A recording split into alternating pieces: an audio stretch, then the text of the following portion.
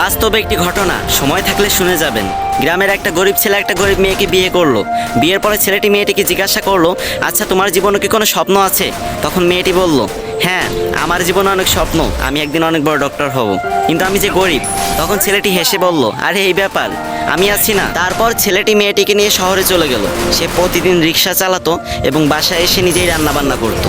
এদিকে মেয়েটি পড়াশোনা করতে লাগলো। এরকম করতে করতে মেয়েটি একসময় ডক্টর হয়ে গেল। ছেলেটি এই খবর শুনে খুশিতে আত্মহারা হয়ে গেল এবং সে সেই ছেঁড়া কাপড় পরেই মেয়েটির সাথে দেখা করতে চলে গেল। মেয়েটি যখন তার বন্ধু বান্ধব নিয়ে কলেজ থেকে বের হচ্ছিল, তখন ছেলেটি সবার সামনে গিয়ে মেয়েটিকে বলল, জানো আজকে না আমি অনেক খুশি, আজকে তুমি ডাক্তার হতে পেরেছো। তখন মেয়েটির বান্ধবীরা জিজ্ঞাসা করলো, এই এ কে রে?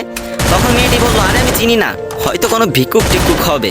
তখন ছেলেটি মন থেকে অনেক কষ্ট পেল। ছেলেটির চোখে পানি চলে আসলো এবং সে বলল, তুমি ঠিকই বলেছো। তুমি জানো আমি তোমার পরীক্ষার টাকা জোগাড় করতে গিয়ে ভিক্ষা পর্যন্ত করেছি। আজ তুমি আমাকে চিনতে পারতেছো না, আমি তোমার স্বামী। এই কথা বলার সাথে সাথে মেয়েটি ছেলেটিকে একটা থাপ্পড় মেরে দিল এবং বলল, তোর সাহস তো কম না, তুই তখন থেকে যা ইচ্ছা তাই বলে যাচ্ছিস, আর আমি একটা ডাক্তার, তোর মতো ফকির আমার স্বামী হতে যাবে কেন? ছি। এরপর মেয়েটির একটি চাকরি হলো, আস্তে আস্তে টাকা পয়সা বাড়ি গাড়ি সবকিছুই হলো, কিন্তু ছেলেটা গরিবই রয়ে গেল। কি বুঝলেন?